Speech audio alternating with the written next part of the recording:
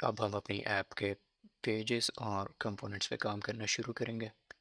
और जैसे हमने अपने प्लानिंग वाले फेज़ में डिसाइड किया था कि हमारे पास जो भी पेज होगा उसमें नेम बार और फुटर सब में कॉमन होगा, और जो बीच में कंटेंट होगा वो चेंज होता रहेगा। और यहाँ हम काम शुरू करते हैं अपने नेम बार कंपोनेंट से। तो इधर सोर्स में आके हम एक नया फोल्डर बना लेते हैं कंपोनेंट्स के लिए। इसमें हमारे सारे कंपोनेंट्स आ जाएंगे, और यहाँ पे हम एक नया फोल्डर बना लेते हैं नेम बार के लिए। और इस फोल्डर में हमारा कंपोनेंट और उसके जो स्टाइल शीट होगी वो आ जाएगी।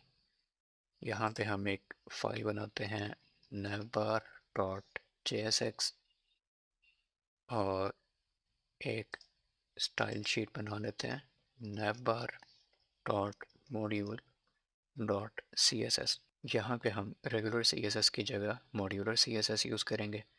और इसका फ़ायदा हमें ये होगा कि जो मॉड्यूलर CSS होती है वो लोकली स्कोप्ड होती है, उसका स्कोप सिर्फ अपने कंपोनेंट के हद तक होता है।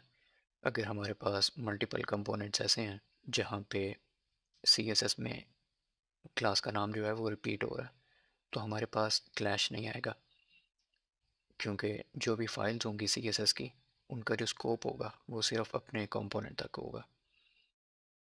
और यहाँ पे अगर हम एक सिंपल कंपोनेंट बना लें, फंक्शन navbar, और यहाँ पे हम रिटर्न कर देते हैं एक h2, और यहाँ पे हम navbar लिख लेते हैं और इसको हम एक्सपोर्ट कर देते हैं। ये हमारा navbar का कंपोनेंट है, और इसको हम इंपोर्ट करेंगे अपनी ऐप कंपोनेंट में।